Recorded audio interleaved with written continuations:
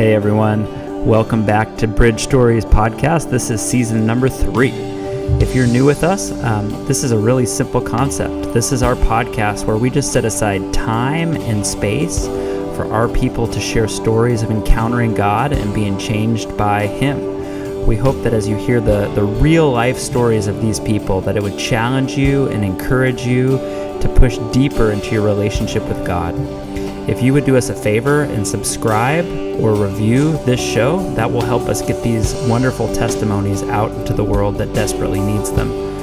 With that, thanks for tuning in. Sit back and enjoy, and let's get into the interview.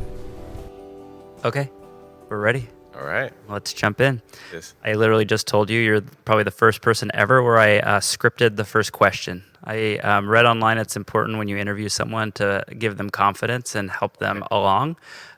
So this is the only time in my life I'm ever going to do this.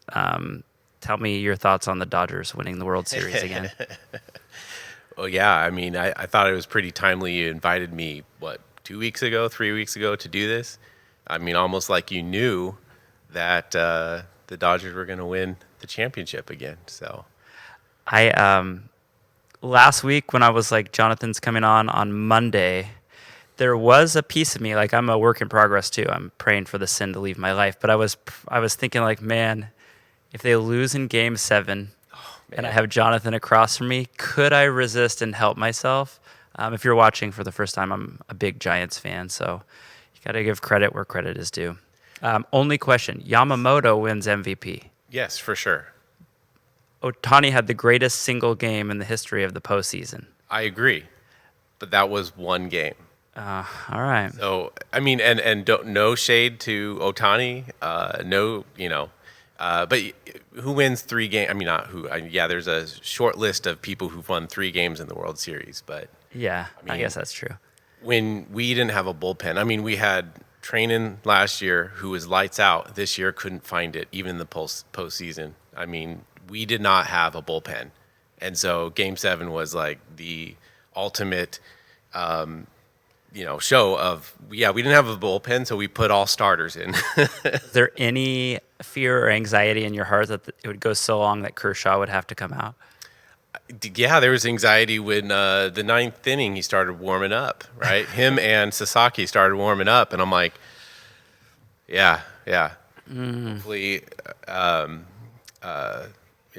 Dave Roberts doesn't listen to this, but yeah, I kind of questioned some of his calls with Trainin in the postseason. But again, I mean, same thing with Kershaw. Like I wanted those two to get another ring, especially Kershaw.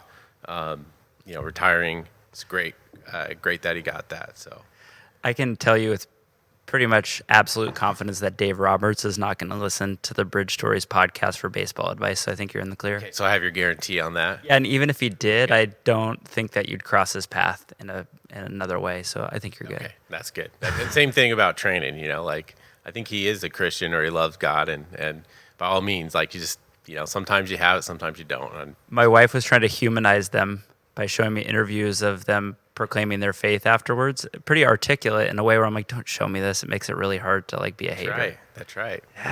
God. Well, clearly, John, you grew up with Dodger love. Yes. Let's talk about from the very beginning, and we'll weave in where the Dodger love came from. But where did you come from? And we'll kind of piece it together to how you got sitting here with me. Okay. Yeah. So I'm from the Inland Empire, which is anywhere east of here, as far as Arizona, essentially, or at least that's San Bernardino County. So grew up in the San Bernardino area, went to school in San Bernardino, lived in Highland, which is like a small little city right next to San Bernardino. Yeah. So in those days, in the early 80s, actually all the way until the Angels won in 2002, Yeah. the World Series, that is, everyone was Dodger fans in the IE. So, I mean, and then all of a sudden Corona started putting up Angels billboards in 2002, and you're like, what's going on? Why is things getting redder out here? And they rebranded, and they're like the Los Angeles Angels Don't of get me Anaheim. started. I'm like, dude, I don't like either that much, No. but I feel like there's got to be a law broken here. Anaheim is not anywhere close to LA. No, yeah, exactly. Yeah, yeah. That was, I think, either the city of Anaheim, I think, sued them because they had to legally keep Anaheim in the name, Yeah. so they tacked it on at the end. But they won. The Angels won the lawsuit because, like, nope, we kept Anaheim in the name of the Angels. So I didn't know that piece. yeah, so I think in 2002, when the Angels were in the World Series, I mean, this is, who knows if this is true or not. I don't remember. I remember watching the World Series. I don't remember, but like news reporters would go out in like New York and all that, and you're like interview people. Do you know where Anaheim is? And everyone would be like, "Is it near San Francisco or south of San Diego?" No one knew where. No one in the U.S. knew where Anaheim was. It's an interesting play to put a sports franchise right next to the most famous entertainment park in the world. Yeah. It's basically a Disneyland town with a baseball team. Yeah, I just think they should be the Disney Angels. I mean, that would have the worldwide appeal that they want with the Los Angeles tag, Yeah. right? So instead of Los Angeles, you say Disney, and then Disney Angels. There you go. So Inland Empire, Yeah. 80s. What kind of childhood did you have? It's actually what I remember is being pretty fun. And maybe sketchy at certain times. But my parents are like 2 generations older than me. Like my mom had me when she was in her late 30s, maybe 38, I think. So my parents are kind of a little bit old school. So they kind of raised me that way. I remember this was years ago. My kids were maybe anywhere from the span of 5 to 9 or something. I have 3 kids. And I just remember thinking to myself, like, I would not imagine at any of those ages I would just let my kids run outside, And I was like, but I remember being like 5 years old and just leaving the house and going around the block and not coming in until the street lights came on. And I asked my parents because they were overseeing the grandkids. I'm like, I have this memory of that, like, I would just go outside the house and play all day long without any supervision. You're like, yeah. Like, I was like, but I was 5? And like, yeah. And I'm like, okay, so that was true. So from that standpoint, I really enjoyed the independence of just hanging out with neighborhood kids and playing sports, building forts, stereotypical what boys or what kids did. Yeah. Maybe in the 80s, I don't know if that was, I think in the 80s started coming around the whole message about like, do you know where your kids are at? It's the street lights are on. Do you know where your kids are at? Like messages like that. Yeah. I don't think my parents paid any attention. Yeah, I saw an article not long ago that, like, in many ways, like cities, neighborhoods are safer than they've ever been, but they've figured out that like fear sells so much that they highlight it to the point where you think like, oh, I can't let my kid go outside 10 feet from the front door; they're going to get abducted. Yeah. Yeah, it's an interesting dynamic. I have 2 boys too. We just started letting Colton ride his bike around the block, and every time he does a lap, he pops his head and, hey, I'm still here. Which is funny because I think by the time I was 6, 7, it was like, Mom, pack snacks in a backpack. I'm going down by the creek. And she's like, oh, all right. Yeah. Scream really loud or ride back if you need anything. And it'd be like 6 hours later, we chopped a tree down and built a fort. And Yeah, there you go. were you an only child? No, I have a sister, 2 years older. Okay. And did you grow up like in a Christian home? Was that something you guys talked about? Yeah. Both my parents, my dad became a Christian in his late 20s, and my mom grew up in a Christian home herself. So by the time I was born, I mean, they were Christian and going to church every week, and so yeah, my dad is actually like an elder at his church. So Wow. yeah. What was your kind of earliest take on church? Did you like it? Was it like the classic hardwood and pews and you have to tolerate it? What was your thoughts on church? I think it's kind of took it's been up and down. Like I think early on, I remember there's pictures of me. I'm sure I had this baby blue like 3-piece suit. I'd go to church when I was 2 or 3. Back when people still dressed up to go to church, I guess. And I don't have any like negative memories then, but then I just remember like doing like in children's ministry, just thinking like, this is weird. Like this is just me. Like, and I also had a friend that we kind of rebelled a little bit. And like, I just remember one time, they wanted us to like rehearse for the Christmas musical, and me and my friend hid underneath the desk, and they're like, "Come out!" We're like, "No." Like they're like, "But you guys got to practice," and we're like, "Make us!" Like, no, this is lame. How old were you? Oh, probably 5, or maybe 4 or 5 or something like that. So like early on, I was like all in, and then like as time went on, I kind of was just like, no, I don't know. Okay, so I have to ask you. Someone made this comment to me the other day, and I have never heard this, but apparently it's a thing. This person told me, "Hey, you were in youth group in the golden era of youth group." He said it was 1995 to 2005, and I started thinking about it. It was like very, not in a bad way, but like parents were like, "Oh, you're at youth group." From there, we just assume you're safe. Like the amount of things that we did in youth group would never fly now. Oh, for sure. The amount of permission slips and liability releases that like are necessary now, it was sort of like, you want to take my kid to Mexico for a week spring break? Like, how much money does he need? Like, send him with $100. Okay, cool. Have a good trip. That was basically it. Yeah. Yeah. So I'm curious. Were you plugged into a youth group? Because you would have been in high school youth group at the same time. For sure, yeah. In fact, I think it was 1994 or 5 when I entered high school. So yeah, that was the golden era. Let's say, if I wouldn't say, in terms of just getting away with whatever, and I can get there in a little bit, or if we want to go there now, but. After high school, I did like an internship at my church in youth ministry, and young college kid, still not with his head screwed on straight, but me and the other interns did all sorts of crazy stuff that wouldn't fly today. Like what? Make parents mad. So one of the youth pastor, I forget, he was out of town one week, and he just left it in the intern's hands, like 4 of us guys, to do the Sunday youth ministry, and then at the same time we were welcoming in the new freshmen from 8th grade to 9th grade. So I don't know why we thought this was a good idea, but we got together and were like, wouldn't it be funny if we just like treated them like babies and like had a bunch of games where like we would put them in diaper, not we would like, it would be like put the diaper on the 9th grader, and then and then I don't remember all the shenanigans we did, and then at the end we would be like, okay, all the all the 9th graders in the middle, and then do dodgeball. Like everyone just throw balls at them. So you hazed them.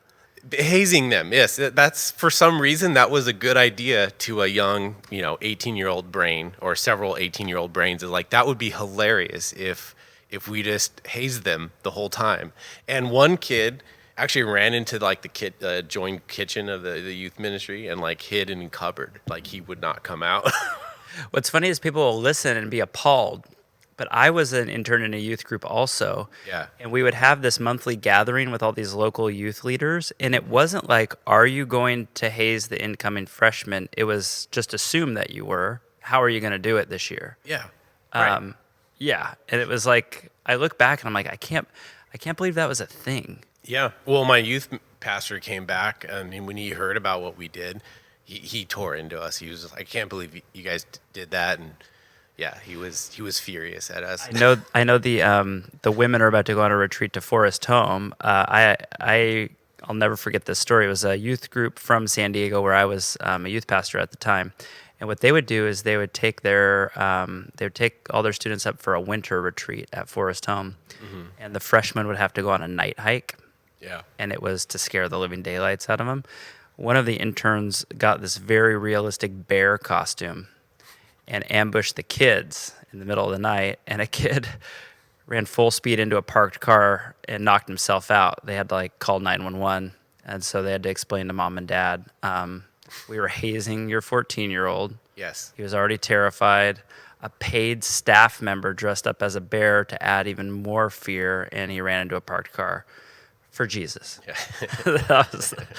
That was the vibes. Yes. Yeah. So you went through youth group, liked youth group, and you became an intern. So you clearly had some connection. What was that decision? Well, maybe stepping back a little bit is because what we talked about last was I was kind of like, church is lame for a while. Yeah. That kind of lasted through junior high, and I don't know if I was in between my freshman year and sophomore year, but my church that I went to. Sorry, I might be going on a few different bunny trails here, but It's part of the fun of doing it. yeah, right. You can just edit it out, right? Or you can. No, I don't edit. You could splice it all We would together. lose so it makes credibility with our audience if we started editing, so it's all okay, staying. Okay. All right. Sounds good. But so I was going to school all through junior high, high school in San Bernardino, San Antonio High School.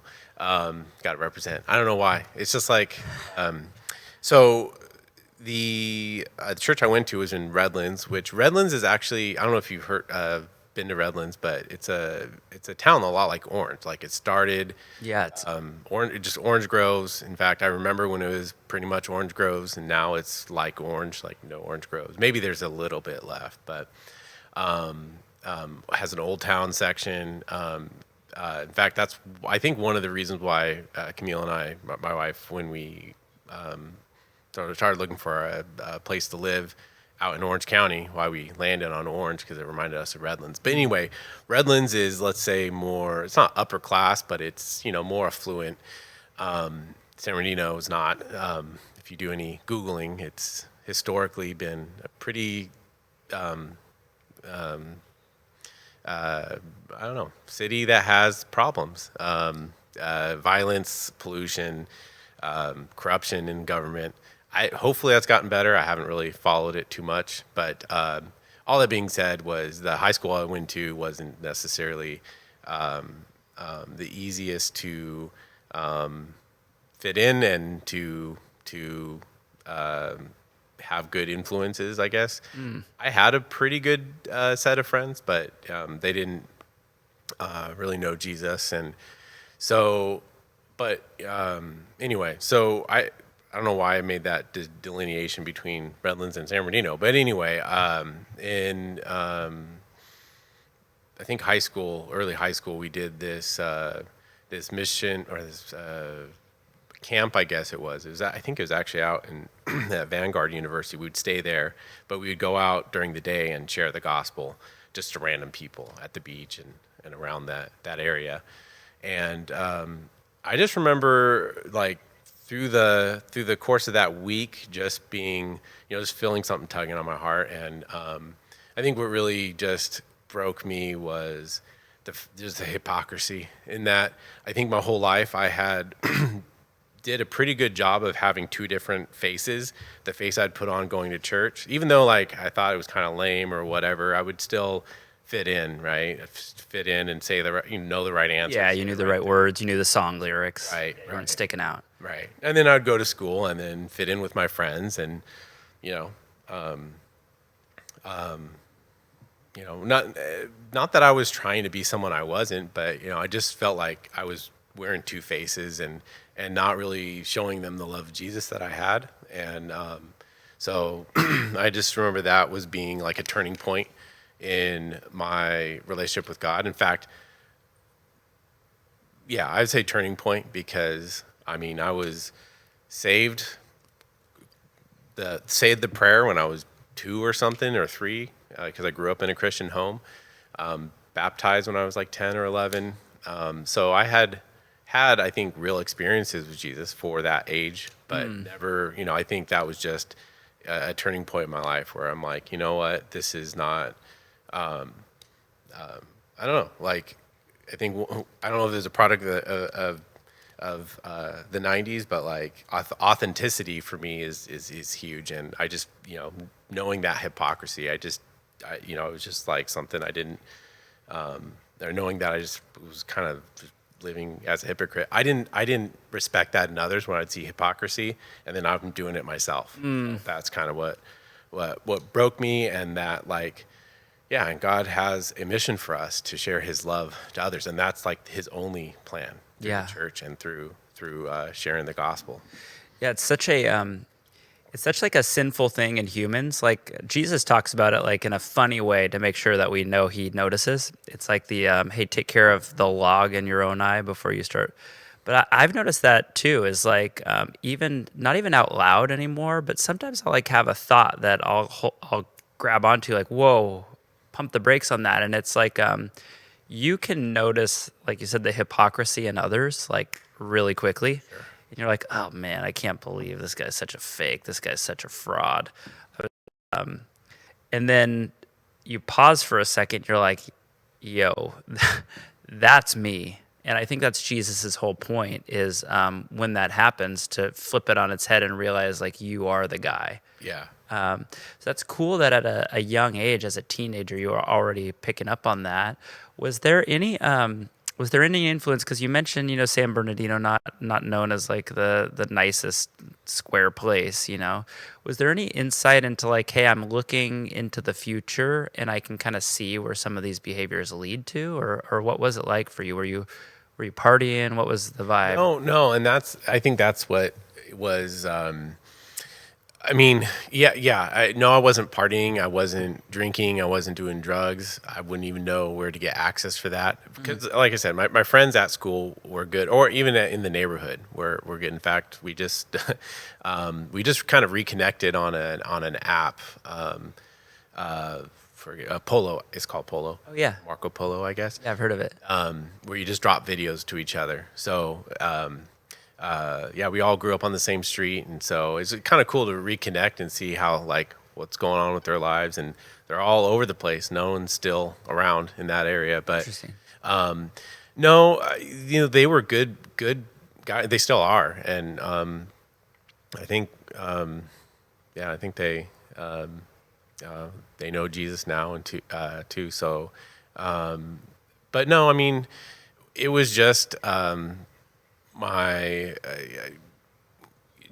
think for me the hypocrisy was, my language probably wasn't good when I was around them, but honestly I don't think, it's not like I was using that to tear them down, so I wasn't really convicted by that. It was just that I wasn't sharing with them the love that I profess when I'm at church or when I'm doing other things.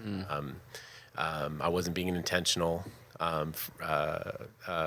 friend. I wasn't praying for them, and some of them were lost, and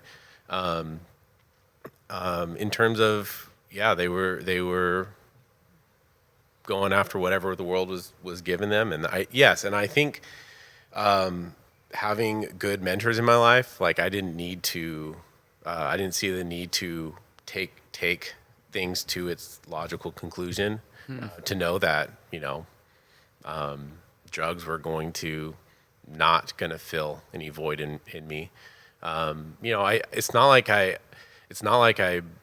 thought. I still did believe that God is real, that Jesus died on the cross for our sins. So I think I didn't have a strong draw to rebel in that way. I don't know. It's hard to explain. Just didn't feel like you were all in. Yeah. Yeah, I think it's a common temptation is like, especially for teenagers. I was a youth pastor for 10 years. It's when you start to feel a sense of belonging, like especially in a friend group, it kind of like fills this place in your heart that I think teenagers are terrified not to have. Mm-hmm. And once we find that, it's very difficult to make decisions that could jeopardize that, including like if I share my faith with you, you're gonna think I'm weird. You're gonna think like, whoa, man, we don't want the religious moralism creeping into our friendship. Just like, or even the whole like, the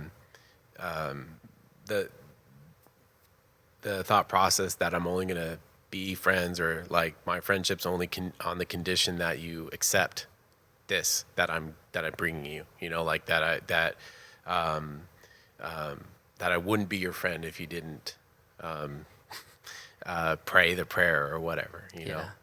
So walk me through. You go to camp at Vanguard University, and you said it was there where you just sort of felt like you got to make a choice. You can't continue living kind of two different types of lives. What was happening at that camp that you remember? And you said you were a freshman in high school? Yeah, I think I was a freshman in high school, or just it was in the summertime, so I think I was just moving up from from high school from ninth grade to 10th grade. Okay. I guess I need more coffee, and so I would have been almost 16, I guess. So I started school late, so I was one of those early sophomores driving. I got my license. I have a September birthday, so I was like driving almost my entire sophomore year. Dang, people were hitting you up for rides, huh? Yeah. So I would, like, at the time we had an open campus for lunch, so I'd be driving people to Taco Bell or whatever. They have laws now too, right? Like you can't Sure. drive your friends and stuff like that. Yeah. Oh yeah. We didn't have any of that. Oh, none of that. It was like that got instituted like right after I got my license, and I'm like, peace out, suckers. Yeah, you ought to like get notes to drive your siblings, and I could just drive whoever I want. I never had that. Either we didn't have that or nobody told me that it was like a rule. It was just No, yeah, we didn't. I don't know when that. Yeah, maybe it happened like years later. I don't know, but yeah, maybe you just didn't follow it. so you go to camp. You said you were sharing the gospel, which is kind of a interesting thing, and it seemed like what you were saying was as you were doing that, you realized like now I'm doing this, but I don't even do this to my own friends. Mm-hmm. Yeah. So it was just going up to strangers, and I'm trying to remember if those are the days we would hand them a track, but I want to say it was a little bit more.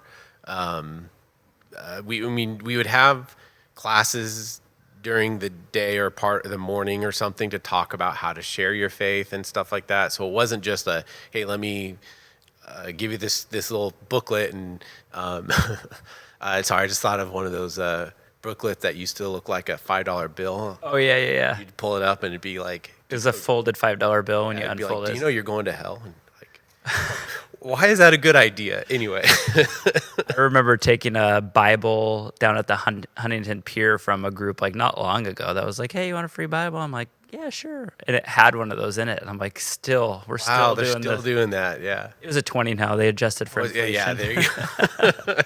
That's good. Yeah. So, but yeah, I think, combined with learning about like sharing your story and all that. And I'm like, well, what is my story? And just realizing that like how it's easier for me to talk to a stranger about this, but I can't talk to my friends about it, that type of thing. So where did your faith kind of go from there? You started to take it seriously, and I mean, I know you well enough to know you're a smart guy. You pursue what's true. You have deep questions. So what was ninth grade John like from there? Well, so I mean, I started being more intentional, with just telling my friends like, yeah, I'm a Christian. You're welcome to go to church with me, and praying for them. I still kept doing the high school things in terms of I signed up for football, I think, and started doing football. Started just becoming more, actually, one of the things that got me to be more involved in the youth ministry at the church was I probably did a bonehead thing, and the high schoolers at our church, we thought we were really good at football, and we're like, hey, let's challenge the college. I guess the college had a ministry as well, the church had a college ministry as well. So we're like, let's challenge them to a game of tackle football. Again, just so we did that, and like 3 plays in, I get sacked by 3 college guys who played football too, and broke my foot. So I was a new driver, but couldn't drive anymore. So my youth pastor, he said, hey, I'll give you a ride. I'll pick you up from school every day, but you got to come to church and help me set stuff up for Sunday and set up chairs or whatever. I'm like, all right, sure. So he would pick me up from school in San Bernardino, drive all the way to Redlands, and then he just talked to me as I would set up chairs. And, I started just I think around then he just started becoming a mentor of mine, and we would talk. We would I would set up for Sunday mornings.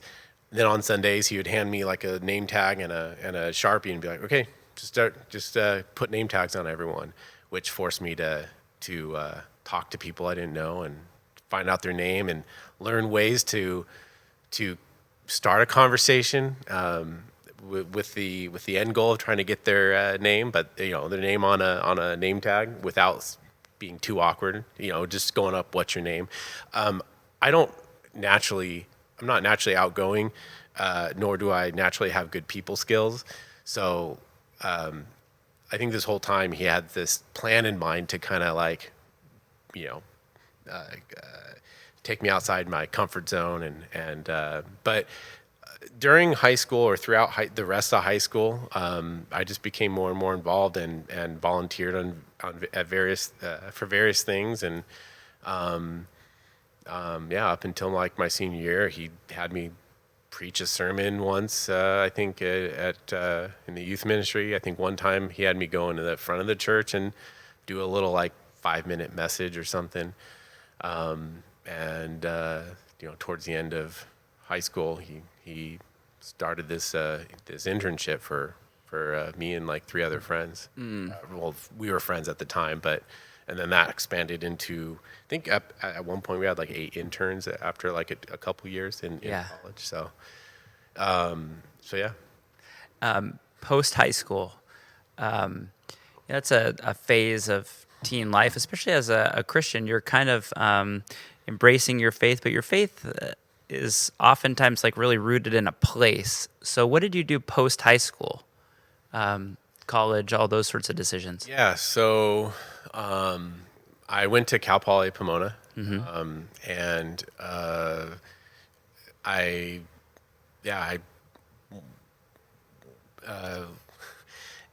I guess in high school, I don't know if I had a career counselor or anything, but I don't know if I kind of just randomly signed up for, we did the application for Cal Poly. And I was looking for some type of computer engineering, but I didn't see it on the list to declare. So I put mechanical engineering and sent it in. And then like after I sent that in, and after the deadlines for all the colleges, I forget who asked me, but they're like, you didn't sign up for others? I'm like, no, it's Cal Poly. Like, I just where I want to go. It's local and it's a good engineering school. And I lucked out that I got in. Oh, you didn't even think to apply to a different school? No, I didn't even think. That's where I want to go, so that's where I'm going to go. Yeah, not even knowing they could reject you. Exactly. Like I think my grades were okay. My SAT was okay. It was this thing where like my math was always pretty good, like above average, but then my English was like below average. So it kind of balanced out. So I think I had my SAT and my grade point average was good enough that I got in. But yeah, I could have just been like community college or something if it didn't work out. I guess I just didn't even think about the backup plan or anything like that. So I know your question was, well, for college, so I went to Cal Poly. I think the first year I lived at my parents' house because I didn't have a real job. I had the job at the internship, but I think the first year wasn't paying anything. And then after a year, I think someone in the church said, this is a really good thing, and they put up some money for it. So we started getting, I think my first paycheck was $400 a month. Yeah. And then another. They work you. Yeah. Oh yeah. And that was like, it was like between college and engineering. So like doing a lot of homework and having a lot of labs where you only get 1 unit for, but you're spending hours a week. It was like a full-time job. And, but someone else at the church had like this old, like, Victorian style house. Like it was 100-year-old house type thing. In Old Town Orange, and she's like, yeah, I'm fixing it up to make it not an Airbnb, that didn't exist back then, a bed and breakfast. But until it gets fixed up, you guys can live in the downstairs. And so me and the 4 or 3 other interns, we lived there. I think we paid like $100 a month, so there was 1/4 of our paycheck. But yeah, but we made it work. So we were roommates. That was from my second year in college, I think, on. Started living together as roommates, and I would just commute out to Cal Poly Pomona. So that was like with traffic, sometimes over an hour commute one way. But but that was also really fun, just to kind of move out of my parents' house and. Yeah. And where along in this path did you meet Camille? That was around then. I'm thinking like my third year in college or fourth year in college. So I did 5 years in college, so no shame if you have to do 5. Cal Poly had a special program, like if you wanted to do 4, you had to sign up and you get priority registration. But because there's too many labs and stuff that you have to really crunch up. And there were some, we did some quarters where I was only able to do like 12 units because we had, labs that will, kick your butt if you don't spend the time needed to do the the report. And sometimes our teachers would make us derive equations, and I'm like, this is a lab, it's supposed to be practical. don't make me derive equations. Anyway, you're giving away your intelligence here. No, it's not.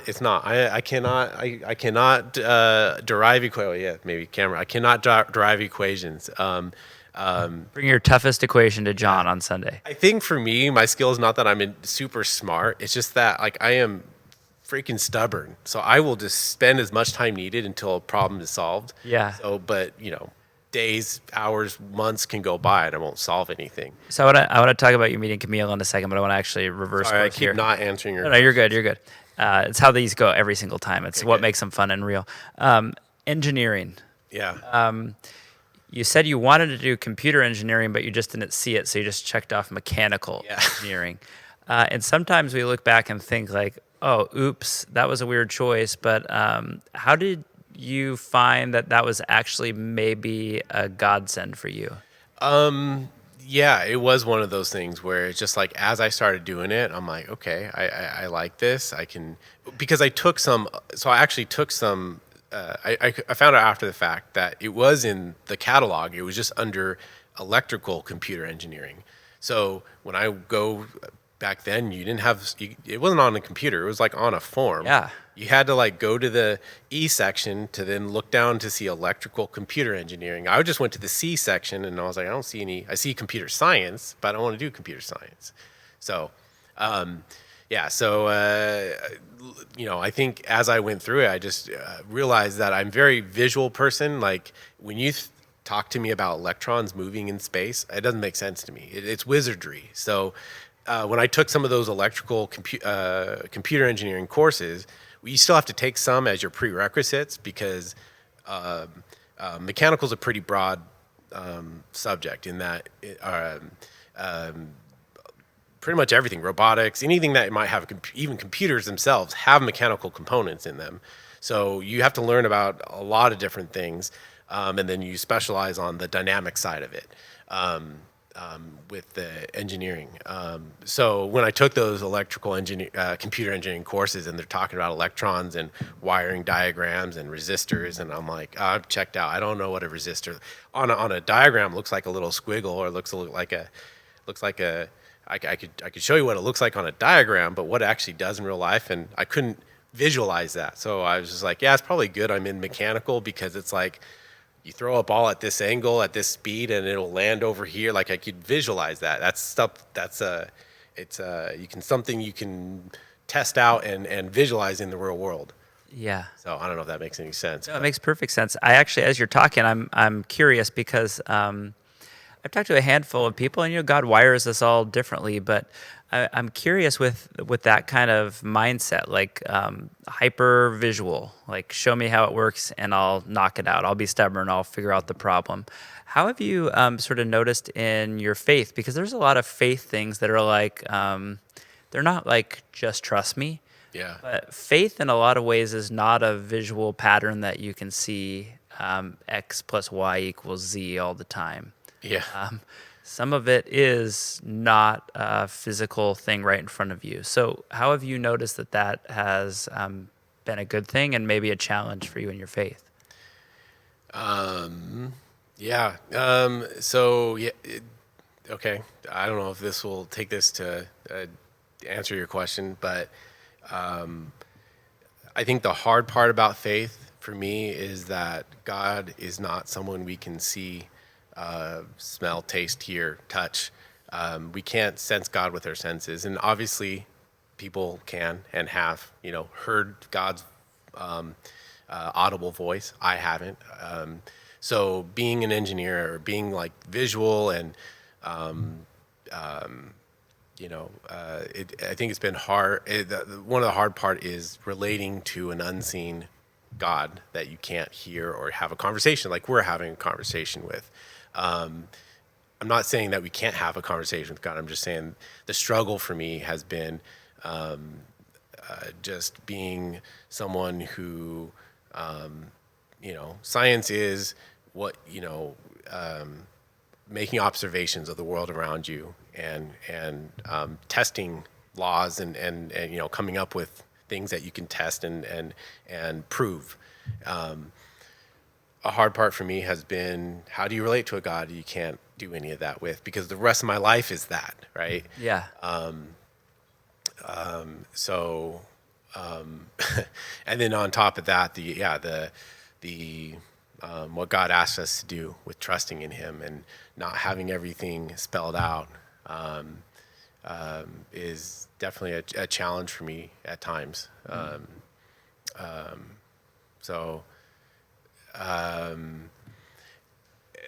And the fact that His justice doesn't look like the justice we see and want on earth. Pretty much anything that God does is not always the way we see it or want it to be here. Yeah.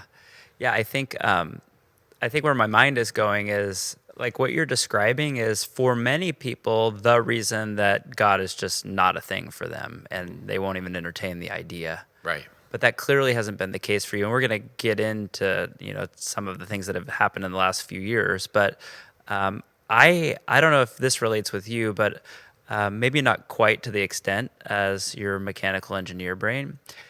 But I too have kind of had this wall, a little bit of like, I'm not the touchy-feely expressive guy. Yeah. Honestly, until like the last year and a half in my own life, I haven't really even like had access to like tears. Not in like I'm holding them back and I'm tough, but like that's just not who I am. Yeah. And sometimes in church culture and church world, we really point to the hyper expressive person as like, wow, they're really experiencing God. Mm-hmm. But I think where I've grown a lot in understanding is, when you go through the fire and something really tough happens, that's when you actually find out what faith has done for people. It's not bad to be expressive. It's not at all. In fact, without it, we would be like a pretty boring, unartistic kind of place. But I think no matter where your personality is, personality is a spectrum, you really find out where people's faith is at when things get really hard. So why don't we finish? You meet Camille. You end up married to Camille. You and Camille have 3 kids together, and then we'll kind of go from there. Because I think most people listening will be like, oh, I know John. I know his wife, Camille, who's maybe Most not people will know maybe Camille. not the mechanical engineering mind. She is the more approachable person in our family because she always has a smiling face, and that's what initially drew me to her. Is just she's kind, she's authentic, and she wears her heart on her sleeve. I don't mean that in a bad way. Like, she really is a joyful person, and She's one of those people where I've thought like probably 10 times in my life talking to her, like, whoa, how did she just get me into this conversation that easily and seamlessly? Yeah. I'm not like a super guarded person all the time, but also I'm like, wow, I'm like just going there very quickly, whether we're like prepping food in the kitchen or something at a church event. She has like a wonderful gift of just very seamlessly and easily drawing it out of people. right, yes, and yes, and if she does that to you, then that's a good thing. That she did that to me when fact, sorry, not to go back too much, but you did ask about when I met her. It was so I was an intern in the high school ministry, but I was in the college ministry at our church and was leading worship, and the youth pastor said, "Hey, you need backing vocals or whatever," and I'm like, "Sure," like my voice is not that good, so yeah, anything that would help. So he gave me the number of 2 girls who could sing, and that was the easiest 2 numbers I ever got from a girl, girls. I didn't like one of them, but I thought Camille was pretty, and I got her number, and I called her and said, "Hey, you want to do worship, blah, blah, blah." And But you bait and switched your future wife on worship. For sure. But no, actually, that was not even on my radar. Like, I knew she was pretty, but she invited her and the other girl to do, switch off weeks or whatever. And when I would lead worship with Camille, I was still in school and doing engineering, and I always had homework. So I would, after we were done with the at this time we were Wednesday nights, I would just break down the sound equipment and then head home. So she started to do things where if I kicked my sandals off, which I still wear to this day, not the same ones, but I just always have worn sandals because I don't like shoes. And amen, brother. I mean, I like shoes for sports, but that's it. If I could go to my office after this, which I am going in my sandals, I would totally do that because it's comfortable. But yeah, so she would start to hide one of my sandals, and I would be looking around for it. As I'd look around for it, she would just be talking to me and "Oh yeah, how's it going?" Blah blah. And then one time I'm like, "Have you seen my sandal?" And I just see dimples on her face, and I'm like, but no smile. And she's like, "No, I don't know where they are." And I'm like, "You know where they are, don't you?" Because I could just see some different look. And she's like, "No." And then I finally found it and realized that she had moved it, and I'm like, "Oh, okay." So that's when I started to think maybe there's something there. She might have liked me too. So shortly after that, I asked her out, and like you said, 3 kids later, the rest is history. So.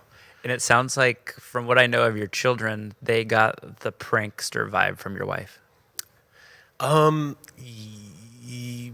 The playful side from her, for sure. Okay. I'm probably more of I don't know about prankster. I'm the sarcastic one. I'm the one who's always teasing them. I tease a lot. So, in fact, if I tease you like I tease you about your Giants, which aren't good right now, yeah. If this was 2011, 13, and 15, 10, 12, 14. 10, 12, oh, so the even years. Yeah. 10, 12, 14, okay.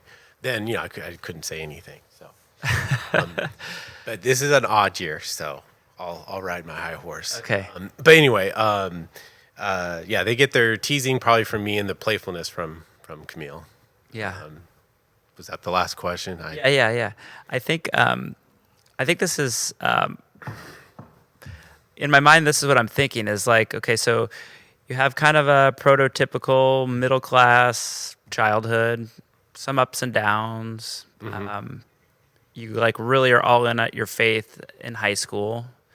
You kind of go to college. It's kind of the American dream. You get married to a pretty girl you meet and lead in worship, have a steady career and get a job out here. That's what brought me to Orange County was, I actually interviewed for several jobs after school or while I was still in school. But I got one offer for a place in Compton. So that could have been my future. They gave me an offer, and then I took that offer, and I had just interviewed down at Fleur in South Orange County, or Aliso Viejo, your hometown. Yeah, that's right. And I was like, "Hey, I got this offer up the street. If you guys can match it, I'm in." So they matched it, and the rest is history. So that's why we're in Orange County. Yeah. Yeah. So you're living this life. You have 3 kids, beautiful wife, home in Orange. I don't know if this is your experience, but you start to have kids and you start to get into a rhythm of okay, it's not that it's good or bad. This is just the rhythm of being a dad and a husband and going to work. And now we're in the rhythm and the routine. And so I'll just leave it in your own words, but various things start happening with kids where all of a sudden this faith that's developed in you maybe hasn't been tried by fire. All of a sudden you're kind of just forced into it. So let's talk a little bit about that. And I think some people from Bridge will be more or less aware of some of those things, but a lot of people who listen will not. So why don't you just describe kind of that season of life and the season you're still in? Yeah. So I'll give a little setup Yeah. for that. I'll say event, but it's still unfolding. Was shortly after we came to Orange County, we had started going to a church campus that was planted in City of Orange when we lived in Orange. So that was, and it was a really good church, really good community. A lot of the friends we made with young families or young kids like us, we're still friends today. And I don't need to camp on this, but I think a lot was going on leading up to this event that I think plays a part in where I was at, where I still am at, or where I'm still wrestling with in my faith and in this experience. But it was a church that didn't end up working out, and it was which is why we're here at the Bridge, is that it eventually it was a campus of a larger church, and it broke away, right. And then it eventually didn't work because 9 out of 10 churches, I don't know what the exact statistic is, but just don't end up working out. So that to me and Camille was really hard because that was our experience of community, that just kind of one day's there and one day's gone. And so I don't know if it was that per se or during that time that the way I would connect with God just wasn't the same in terms of just feeling not even connected with God, just feeling, where is he in all this, and feeling like the things I would do to connect with him that I did my whole life would just not work anymore. And at the same time, there was a lot of, I think, podcasts and stuff that popularized deconstruction in your faith. Oh yeah. And I didn't really listen to a lot of those, but that is what was going on. I think is that there was this kind of like, God, where you're at, and I think what was going on with deconstruction, that I saw some friends do, which was more like demolition. Oh yeah. Just like this is not working, let's wreck it all. Where I was just like, no, I don't think that's what deconstruction means. But at the same time, I was kind of hurt by God, our community not crumbles, but has to, we all go elsewhere. And where are you at? I mean, and not to say that I'm having quiet times every morning or times with the Lord every morning or that whatever, but I'm just part of, I think, when you go through a season of deconstruction or a dark night of the soul or whatever the popular term is that that's the whole point, is that you don't I don't know why this happens, but God is silent for some reason, and you have to deconstruct, take away things that might have been a pillar in your faith. Maybe not, I'm not saying theological things, but practices or things that you used to do that bring you comfort is no longer bringing you comfort. And so that was all going on. In fact, I remember Camille and I having a long talk. We went on a walk with our dogs, and we were just talking about just kind of, why, God, we're both feeling God is silent. And, and then, so what was so I mean, that's kind of what the background was when this happened, which I guess I'll talk about. With our daughter, Maddie is our youngest. She for about 2 years, we would take her to her well checks and to the doctors, the normal stuff, and she just wasn't growing. Like she was already kind of already on the growth chart, already like small, and we're like, yeah, that runs in the family. Camille's grandma was, didn't break 5 foot, so I was like, yeah, she's just a late bloomer or whatever. But about, I think like 2 years in, from kind of, about 2 years, we just noticed that as she would go do her routine checkups. I don't think it's once a year, maybe twice a year. They would mark it, and her growth, she wasn't tracking with her growth chart, I guess. And so that started the pediatrician saying, hey, let's see what's going on. And we did like a bone age scan, and that led to, I think, several other tests, including like a fasting blood, like 6-hour test. Can I interrupt you for a second? Yeah, sure, go ahead. At this point in all of this, are you starting to feel like maybe they're right, or are you feeling like, no, it's just a late bloomer? Oh, that's they're being overly cautious. Yeah, no, I think it was just like she's just a late bloomer. In fact, after seeing the bone age scan, the endocrinologist is like, yeah, I don't see anything too alarming, because what they do with the bone age scan is they I guess do an X-ray of the hand, and they can tell based upon the bones, I guess, how young they look. So if they get a diagnosis of like the bones are younger than the actual kid is, like she was, I think 9 at the time, 8 or 9, her bone age scan was showing that she was like, I think a year younger or something like that. So that's good. What that means is that she'll just be a later bloomer when she, hits puberty or go through that later. So no, there was nothing. I think as a parent, there's always the what if, but we didn't know what that what if would be. It was just like, okay, well, we found out, I think around the same time that I think it's Messi, the soccer GOAT,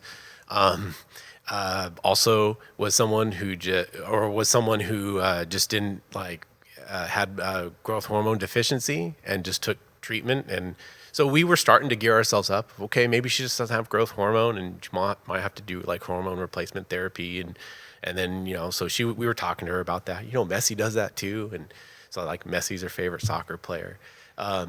So anyway, all that being said, yeah. So when we did when she did the blood work, sure enough, it came up her hormone. She had like no growth hormone, like producing naturally in her body.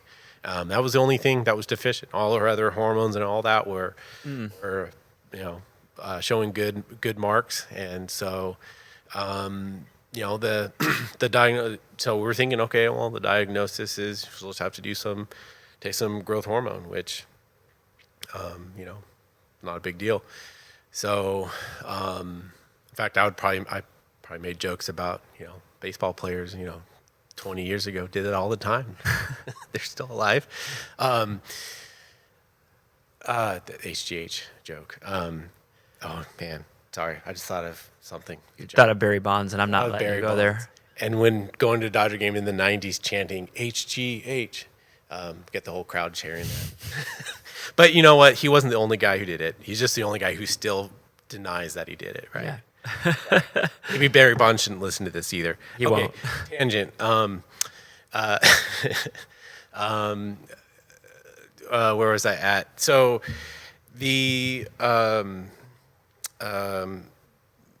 so one of the last things they would do is just they did an MRI on Maddie to just make sure everything's clear in the brain. And so now, is this pitched to you as like, hey, this is just a precaution, this is kind of the last thing, we just want to check all the boxes? Yeah, because we've heard of athletes having to get growth hormone, like as a younger kid or whatever, like Messi, Camille's sister knew someone at her church who also was on, needing to get growth hormone replacement. Like, it's not that uncommon that kids need certain hormones that So just aren't. you're like fairly certain this is just the path we're going to walk It down. wasn't and really it's- on the radar. Yeah, when we had the MRI, like I just remember thinking, like, okay, it's precaution or whatever. I don't remember if Camille and I ever talked about the what ifs on that, but yeah. So that was on a Sunday morning that she had her MRI, and then on Monday, Camille got a call from the endocrinologist. I think it was the endocrinologist, and told her, yeah, they found something in the brain, and looks like a mass in the brain, and to get her to the hospital right away, get her to the ER right away. And so that just wrecked Camille. When I'd imagine Camille picked up the phone and called you, or if you were there. I was at work at the time, yeah. And I'd imagine it wasn't a nice, measured, clear, hey, honey, I just She filling you in. was sobbing. She was sobbing, and it took me a moment to, in fact, I was like on the phone with insurance. I was trying to like get cheaper car insurance because car insurance is ridiculous. And I get like a missed call. She calls, and I'm like, okay, I'll call her back. I don't know if I texted her that, but like she texted me like, you gotta like call me, this is an emergency. And so I hung up with them at the insurance, and yeah, she breaks the news to me over the phone. And How did that hit you? I was, yeah, I don't know how to describe it. Just this like panic and fear of like, what does this mean? And the only thing when we were both in that state, right? She had called me right away, and it was the only thing I can think of was do the next step, which was get in the car, go pick her up from school. And so Camille was trying to figure out like how we're gonna, what's the plan. I just said, I'll go pick her up from my way home, and then she was gonna call her sister to see if she can come and be home for the other two kids while we took Maddie to the hospital. So that's. I was thinking about that because I know we would be talking about this today. I was thinking about like what was going through my head, and it meant the last 2 years there's some clear thoughts, and there's some moments where it's just like I don't know what I was thinking or what I was doing. So I think I just remember on the drive home or drive to pick up Maddie, just just praying and also just not just being having this sense of panic and concern. And I don't know if I was crying out to God. I don't know if I was mulling over what this could be. I don't remember what I was thinking, but I got to the school, and both Maddie and Miles were in elementary at the time, so pulled them both out of school early. And my plan was to tell them in the car after we got to the car. But so I had to like park. Our school's parking lot's a mess, so I just parked on the street and had to walk a little bit of ways. So when I pulled them out of class and they see me in the office, they're like, "Oh, what's this about?" Like, they had asked, "Are we going to Disneyland?" Because there's one or two times over their lives when we've taken them to Disneyland, we would wake them up in the morning and like on a school morning, and we'd be like, "So you guys aren't going to school today?" And they're like, "What are we doing?" And we're like, "We're going to Disneyland." And they're like, go crazy, right? So they thought like, "Oh, Dad's showing up early from pulling us out early. Maybe we're going somewhere fun."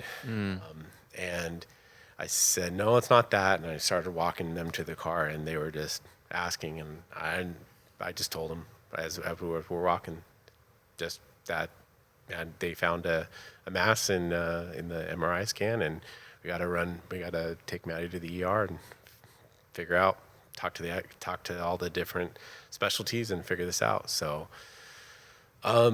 that's something that's like a core memory for them now, was getting picked up early and finding out that Yeah, I think you know this full well. Is so often your tunnel vision, like, okay, Maddie's your youngest, we gotta do the next thing, and you have all the emotions, but also the other kids are having all sorts of emotions, and I know this from my experience, and I'm sure you do too. And I'm curious what your thoughts are. Is you're only one person, and you can only be one place at a time, and sometimes the circumstance thrusts upon you that you have to make a choice, like, so it sounds like your Karis and Miles are in good hands at home, but like they're beginning to have deep questions and grief, and you and Camille are not there to Yeah. be with them. And this is part of, I think, the kind of the firestorm of a major traumatic event. For us, it was like I had to choose between being with Natalie or being with the kids for a long time. Right. And that's part of the story also. So just for a timestamp, when was that? That was October 2nd, 2 years ago. So 2023. Yeah, And timestamp in the day or just yeah. date? Yeah, it's not a date you're going to forget. So for you sure. take her in, and I don't know all the details from there, but I know that it escalates quickly to this needs to come out of her brain. Yeah.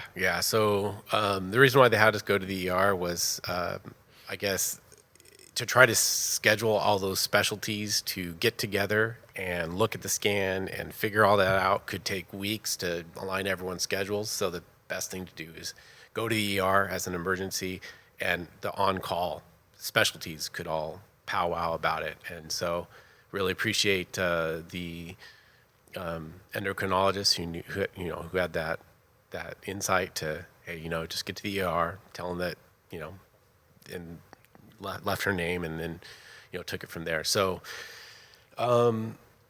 within that day, we spent the night there, but within that 24-hour span, we, had, I don't know how many, scheduled 7 more different specialty visits, but it was to try to figure out what this was. Sorry, I forgot what the question was, but No, it's just, in the heat of it it's disorienting. Yeah. Even answering the question, trying Yeah. to keep things in chronological order, and you're spending the night. And I think this actually begins, it doesn't sound like you had a ton of experience prior to this, but like hospital living in a lot of ways. Yeah, no, I didn't have too much experience of that.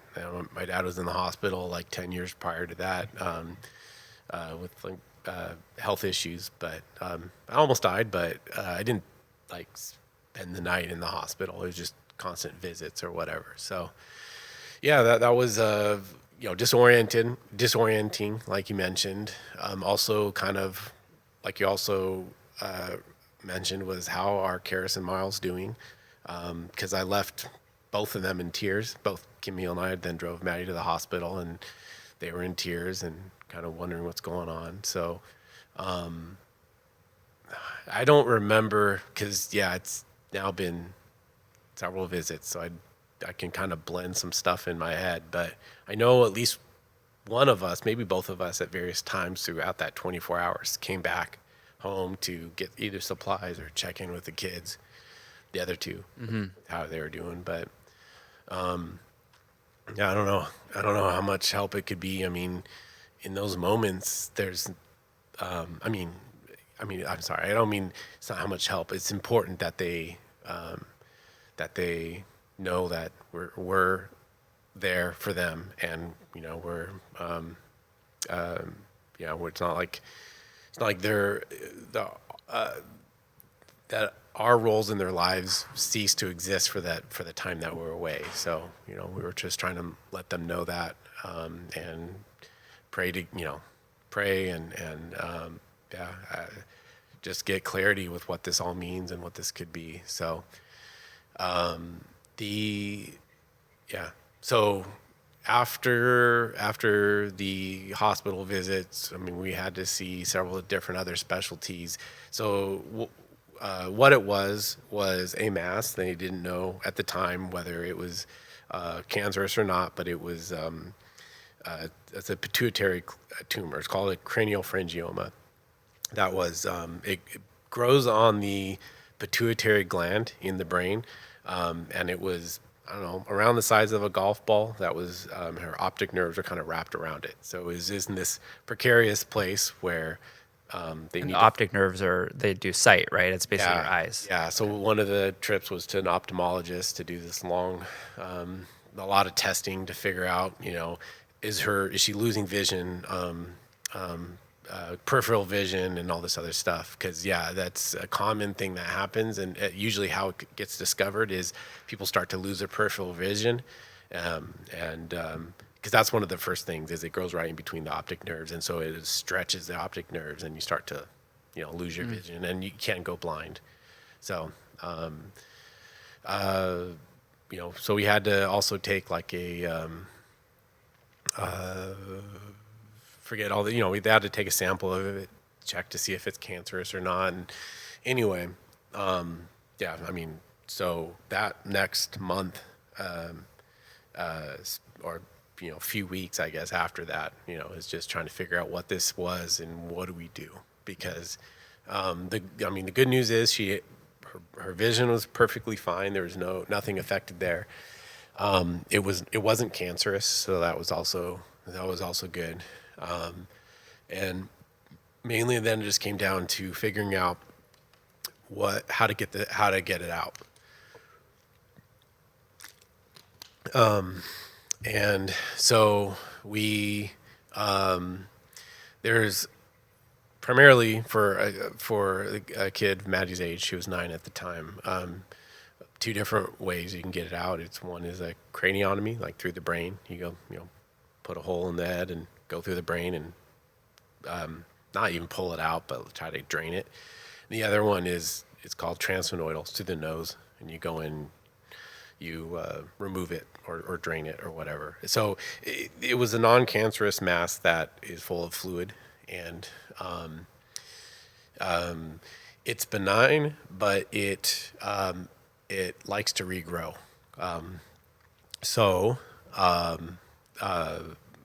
A lot of times, people who have it drained or removed, it'll grow back. So anyway, don't want to get too far ahead of myself, but we knew all this stuff going into we had an appointment with the neurosurgeon about what we were going to do next. And so he talked about doing a craniotomy and draining it, trying to preserve the pituitary gland functionality.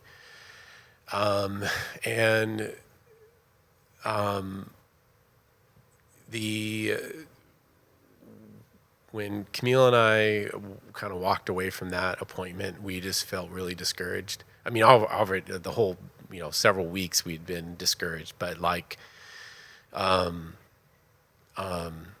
we had some questions, and we had some we just didn't have peace with that path forward. I think we had a lot of concerns about the regrowth, and just, I guess, starting to come to terms that this thing is not a one and done, or may not be a one and done thing. Might be something, because they talked about like the hole they would have to get in to drain it would not be. I was like, why don't you just remove all of it? And they're like, well, you only had 3 millimeters. We're not going to be able to remove all of it. We just drain it. But then we're reading, and then I asked, I'm like, well, would it grow back? And they're like, most likely. It's not a matter of if, it's when. And if it grows back quickly, we can put like a stent in there, like a permanent stent. And I'm like, no, I don't want to do that. I don't want her to have to keep doing surgery or whatever. So anyway, we just had a lot of unrest and peace. Then we got a second opinion from a different neurosurgeon, and they recommended doing the transfenoidal through the nose, and the goal would be to try to remove all of it, because they could get, I guess they move the bridge of your nose and they can actually get to a good piece of it, or could try to remove all of it. So I think that was it was a Wednesday. We met with neurosurgeon 1. It was a Friday. We met with neurosurgeon 2, and and my brother-in-law's he's a doctor, so I was kind of asking him like, how is it that two different neurosurgeons have completely different approaches? And he goes, neither of them are wrong. A neurosurgeon is going to recommend what they think is best based upon their abilities and their specialty and their experience. And, Right. And so like it was helpful to know that like, okay, it's not like one's like misleading us or whatever, but it really was this like we have to make a choice, and neither one was either one had risks. Either one could lead to more surgeries or could affect something. And so, but I mean, all I remember is that in the process, we were trying to really just listen to the experts, not Google stuff, which is not a good, it's never a good idea when you have a sore to be like, hey, Google, I have a sore on my face. And there's like, it's probably cancer. Yeah. Help. That's what Google will tell you. So, I mean, we were just trying to listen to the medical experts, and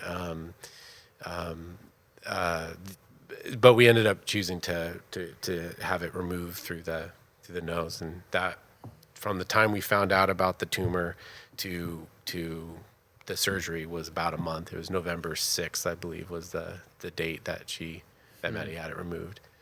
So, and I just can remember when we were trying to make those decisions, there was a unnatural, or let's say a very strong unrest or lack of peace we felt with one, and then after talking to the other neurosurgeon, like peace. And I can't say it's not like we opened the Bible and God said, you shall do the transsphenoidal procedure. Like there was no like clear, it was just like this piece that we felt like, okay, we think this is the one we should do. So Yeah, it seems like the path of peace is the most common language God speaks through.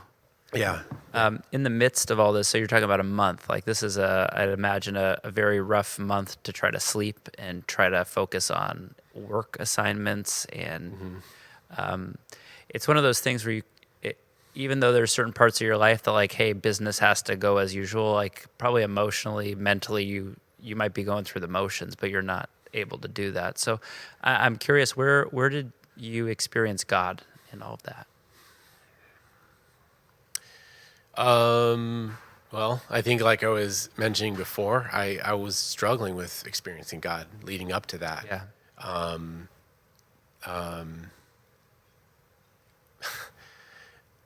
Where I probably felt God, and I don't know if this makes sense, but it was in the suffering.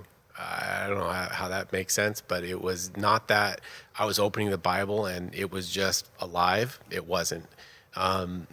It's not. It was those moments where we just felt peace about, the certain surgery. It was being in and out of the hospitals and talking to our kids and hearing how they're struggling. And I don't know how, I think in a way it was just kind of, for me, not being much of an emotional person, my whole life, that's kind of like you mentioned earlier, just like I'm not an expressive person. Emotions don't come easily, but it was a time where I didn't worry about putting my guard up about trying to be strong or trying to not feel emotion. I felt a lot of emotion. Where I experienced God the most too was through honest prayer. Camille and I crying out to the God and not censoring our prayers, not holding back with how disappointed we were, with how angry we were, how scared to death we were. So Yeah.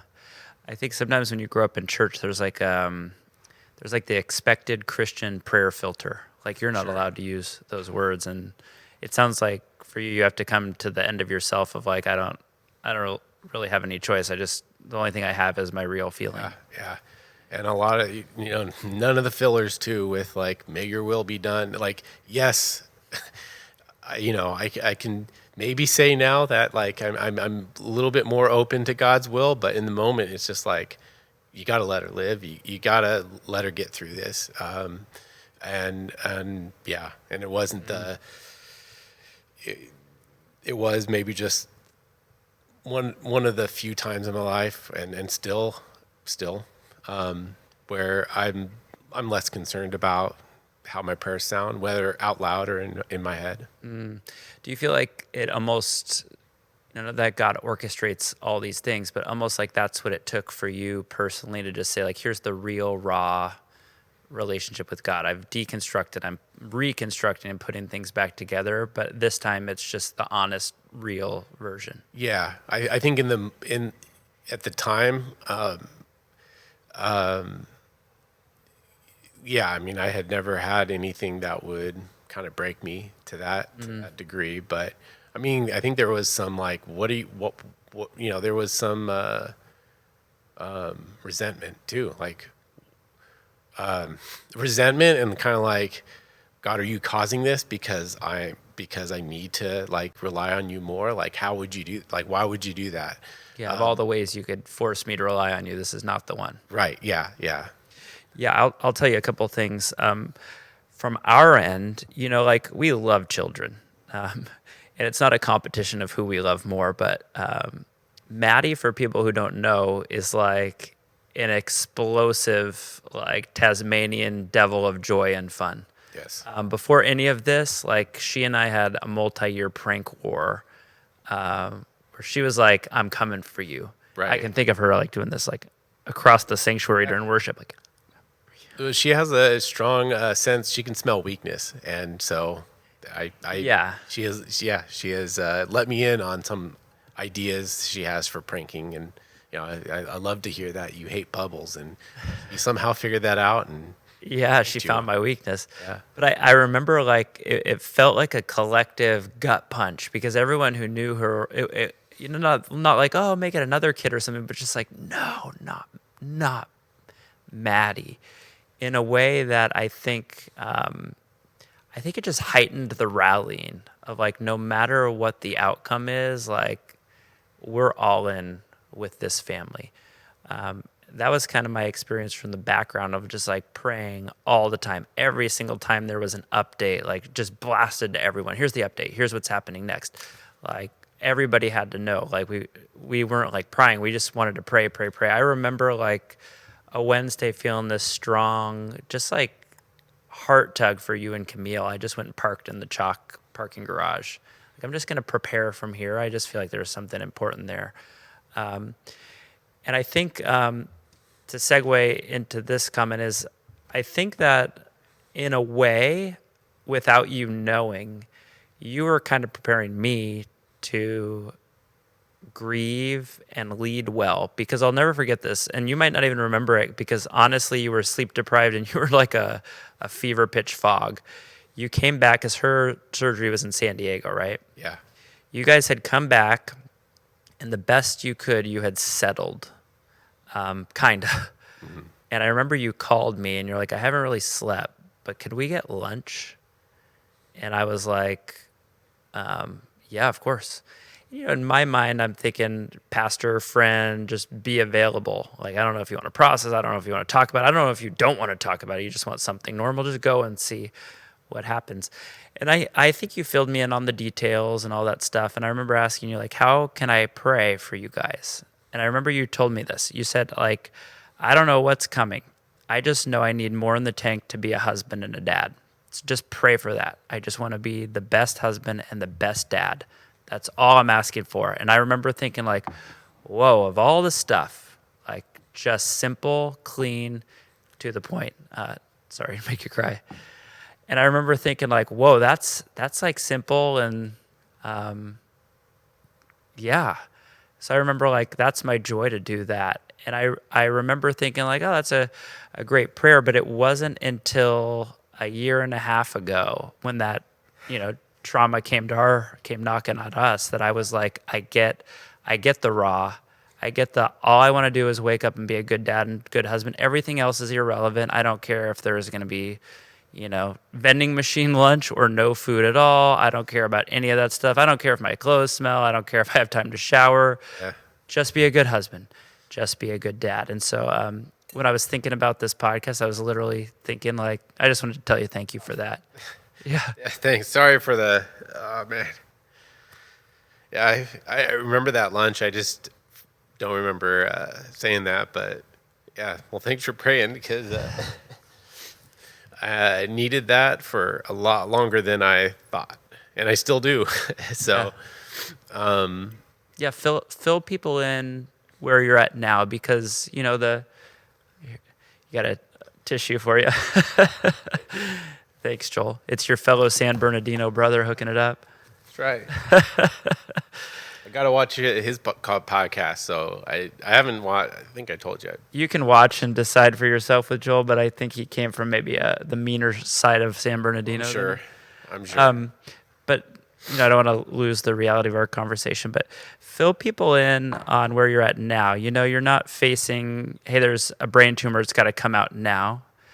But in a lot of ways, I've been around this a lot, is drama happens, and it often feels like everyone surrounds you, and there's support, and there's love, and like, hey, what's going on? Fill me in. And you often feel like you're kind of being lifted by a lot of people.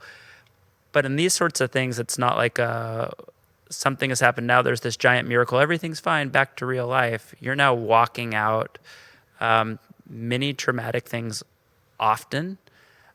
What is kind of the rhythm of life? What is the update on where you're at now? Yeah. So, after the surgery was, we couldn't ask for a better result. I mean, that's the neurosurgeon said, like they removed the tumor.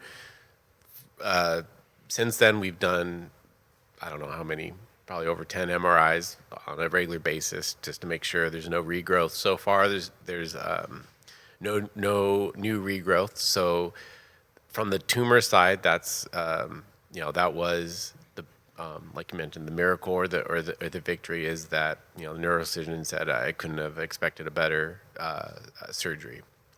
One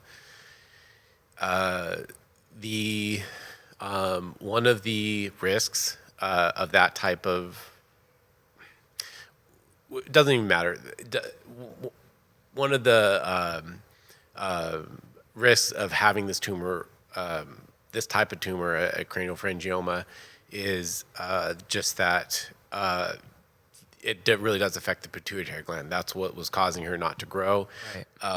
And whether you drain it and it regrows and you have to keep doing surgeries or you have to radiate it, which they don't like to radiate on kids too young, is that the pituitary gland is usually in the crosshairs, and it's eventually you're just gonna usually the pituitary gland is affected. It already was for Maddie, was how we found it, was she wasn't growing, but was that after that surgery,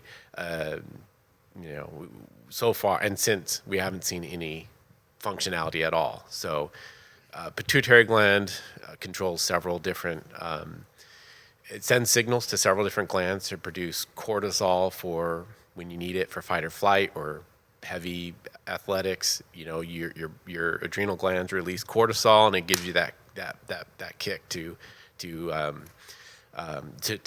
not only perform, like if you're doing athletics, but to stay alive if your body starts to shut down. Obviously, I don't know if it releases growth hormone or it communicates with the body to release growth hormone so that your body grows when it needs to grow. There's several others. I don't, it'll be Maddie's story if she wants to share all of that, but you can, Google it. But the end result is she's, has to do a lot of different hormone replacement by pills or shots daily, multiple times daily.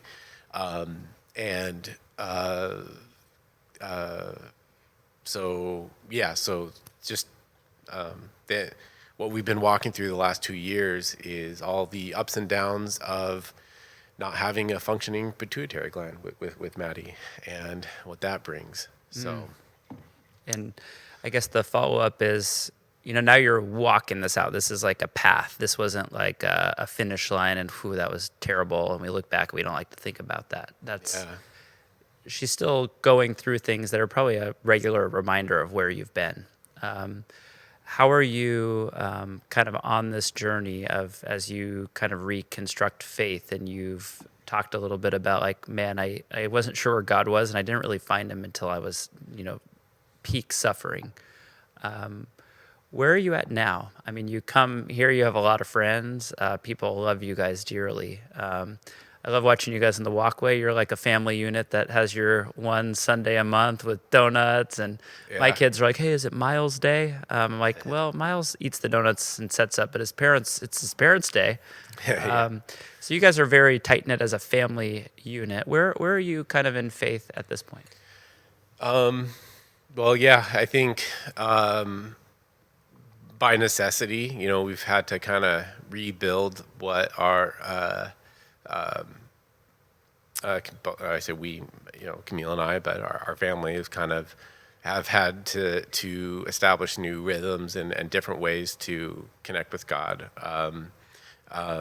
But man, I think that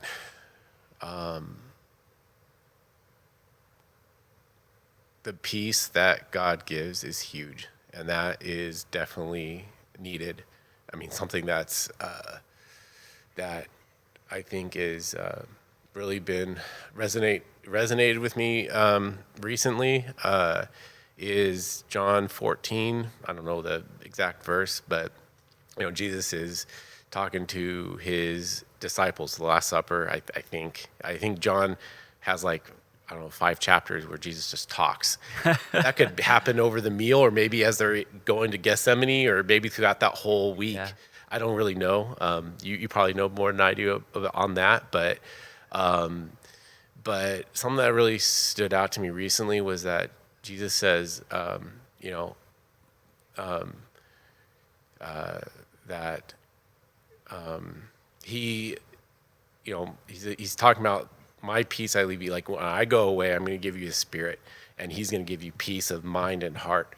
And then so I'm like smashing some things together. But then in chapter 16, he basically says the same thing again about his spirit coming, giving them peace. And he's like, in this world, or in this life, you will have troubles and sorrows, but take heart, I've overcome the world. And so, I think that, in this process of being kind of like, to use a Christianese term, in the wilderness before all this happened,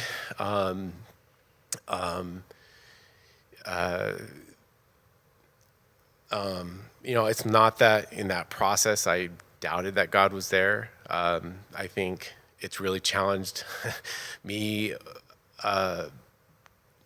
challenged, do I really believe in his goodness? Do I really believe in his love? Do I really believe that he can give me peace in the middle of all of this? And, I believe the answer is yes, but that doesn't mean that I still struggle, or that we don't struggle with finding that every single day. I think sometimes it's some days, or even some seasons, or some prolonged period of times, it's really hard sometimes to really hold on to that. But I think some of the, not like we didn't have community before, but some of the practices is being in community. I mean, this community at Bridge has been huge.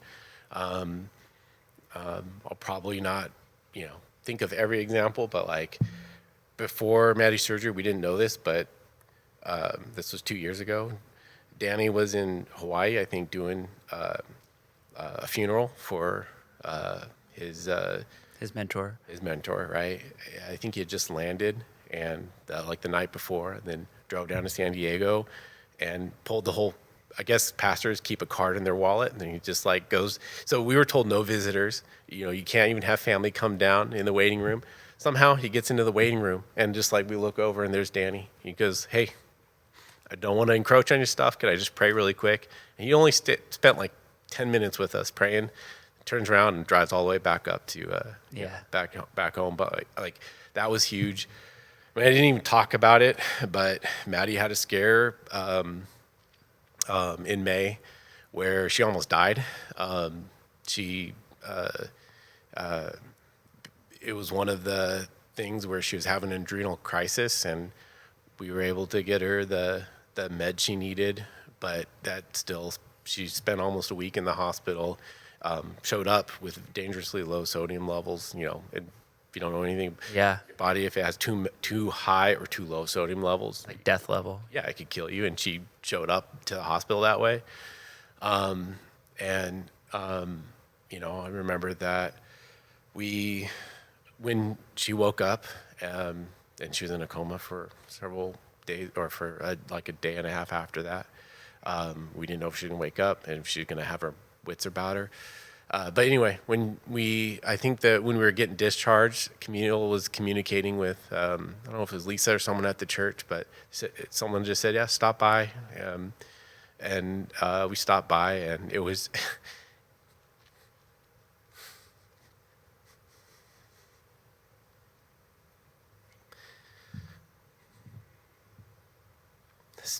the staff.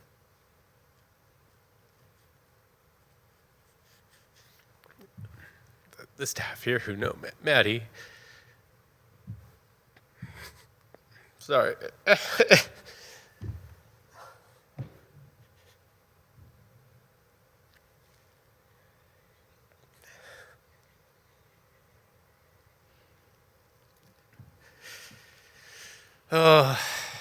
The staff here who know Maddie, I just remember arriving and someone shooting a super soaker at our car, and they're screaming and cheering. And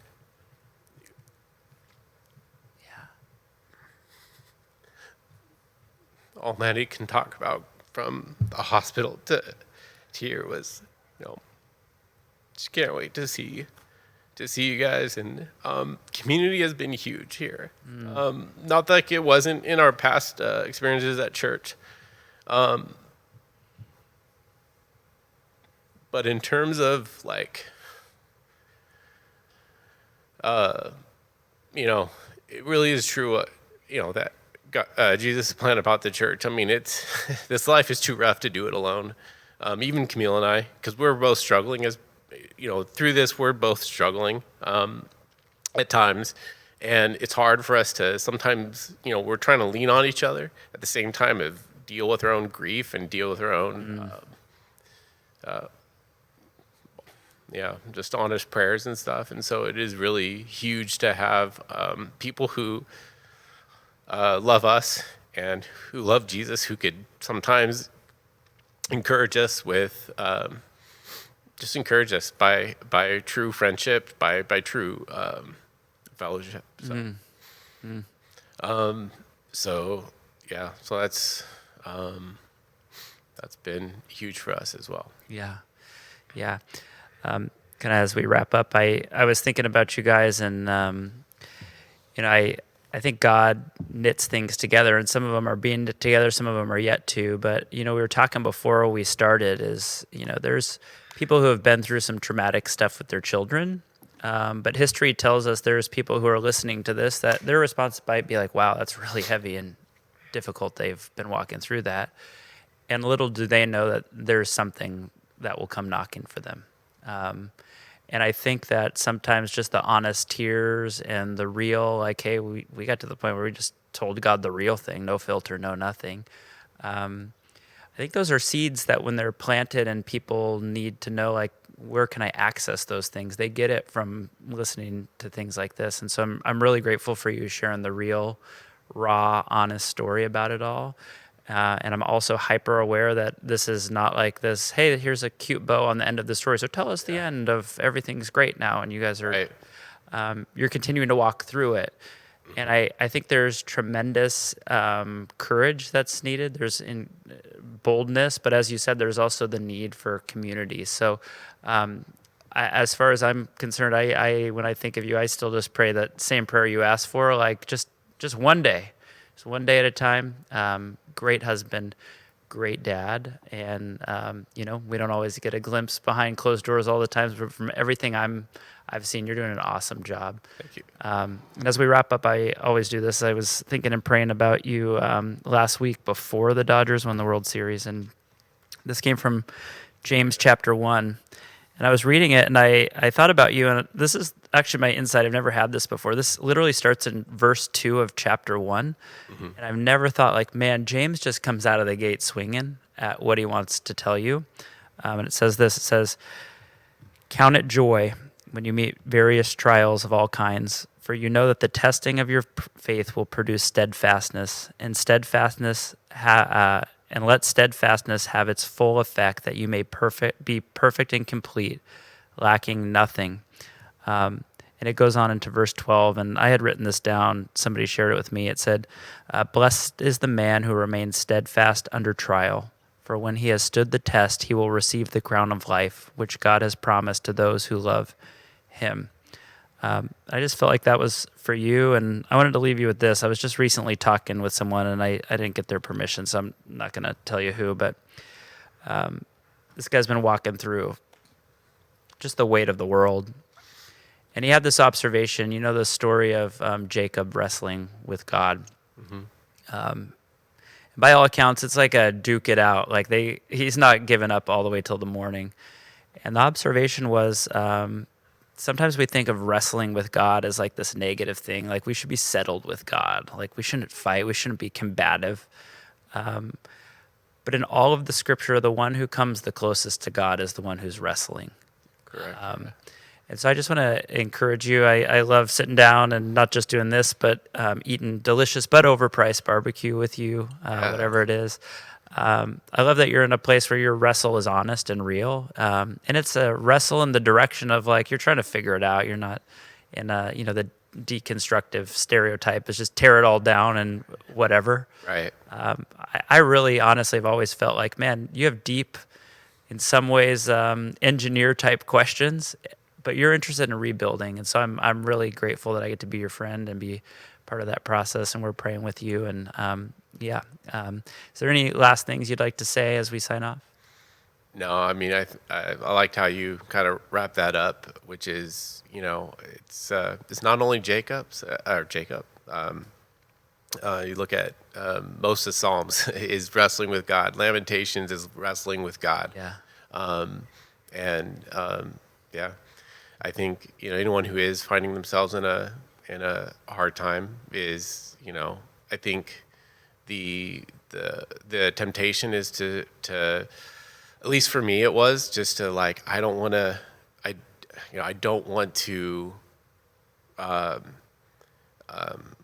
engage. So for me it's like my knee-jerk reaction is disengage, which is just a personality thing, I guess. Is some people lean in and engage when times are tough. I want to disengage, but at minimum, I mean, engage with the people who love you the most, because they will, you know, they truly love you. They'll be okay with your honest questions or your pushback, and you know, God can take it. Like I think the example is good about Jacob wrestling with God is that, you know, God didn't curse him. Yeah, I mean, he might have walked with a limp, but God blessed him. You know, and don't hold on. I mean, I think hope is another thing that I've had to wrestle with. I think a lot of times my hope had been in the American dream and in a comfortable life. And I always was afraid that something big or bad would happen. I still am. That doesn't mean because we walk through a hard time that it's going to get better. Yeah. So, you know, it really has kind of helped me, and I still do to this day, even this morning, have to keep realigning where my hope is at. And it has to only be in Jesus, because, I mean, name one person who put their hope in this world, one. Yeah. We all die. Yeah. And we don't get to say who lives and who dies. And we're not the I think the other thing is you're not alone. Yeah. You know, how many thousands, millions of years have people been struggling with Yeah. with hardship? So Yeah, she won't mind me sharing. Linda Britt shared this with me. She told me this is one of the things her dad, who helped plant this church, used to say. He used to say, I want to have a lot of friends who limp, who have done the wrestle, who have done the raw. And I think you're modeling that well for us. So I know that this podcast will be a blessing to a lot of people. Even as we're talking, I think that I think this is going to be one people bookmark and come back to multiple times. So I appreciate. we're going to lose them at the Dodgers like within the first minute. Well, they can fast forward. It's YouTube. Yeah. It's not a VHS recorder. There you go. Well, thanks for coming. Thank you for doing this, and we appreciate you. We'll continue to pray for you guys. Thank you. Likewise for you and your family too. Thank you. We'll sign off here. Lord's loving kindness never ceases, for his compassion